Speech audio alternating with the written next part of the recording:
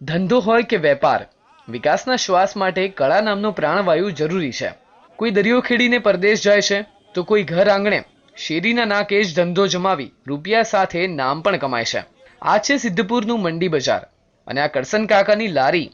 કરસન કાકાની આ લારી ભજીયા અને ગોટા માટે જેટલી પ્રખ્યાત છે, તેટલા જ પ્રખ્યાત છે કરસન કાકા ભજીયા અને ગોટા બનાવવાની કળા માટે.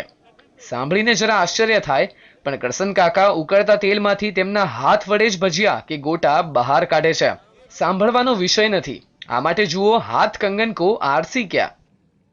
ટાઈમથી આ નાસ્તાનો ધંધો 35 વર્ષથી આપ જારીથી કેમ ગોટા બહાર નથી કાઢતા ને ઉકળતા તેલમાં હાથ નાખીને એક આપણે શ્રદ્ધા છે આપણા મનથી એવું કંઈ નથી. એટલે આવો વિચાર ક્યાંથી આવ્યો કે એમને અચાનક આપને હાથ બળે છે આ દરમિયાન ઉકળતા તેલમાં નહીં. હાથ નાખો છો તો? કશું થાય છે આપને? કંઈ છે કોઈ ચીજ નહીં, કોઈ કેમિકલ બેમિકલ કોઈ ચીજ નહીં, જાતે જ? જાતે. પૈસો કમાવા કોઈ મશીન પર હાથ અજમાવે છે, તો કોઈ તેના હાથ વડે જ ધંધાનો રંગ રાખે છે. જી હા, કરસન કાકા પણ તેમાંના જ એક છે. સિદ્ધપુરના મંડી બજારમાં કરસન કાકાની સામાન્ય એવી લારી પર ભજીયાના શોખીન કરતા કંઈક અનોખું જોવાની તમન્ના ધરાવતા લોકો પણ આવે છે. માનો કે ન માનો, પણ અહીં આકર્ષણનું કેન્દ્ર કરસન કાકાના બંને હાથ જ જમાવે છે. પરંતુ ઉકળતા તેલમાંથી હાથ વડે ભજીયા બહાર કાઢ્યા બાદ ફૂંક મારીને તેને ખાવાનો લાવો કોઈ જવા દે ભલા.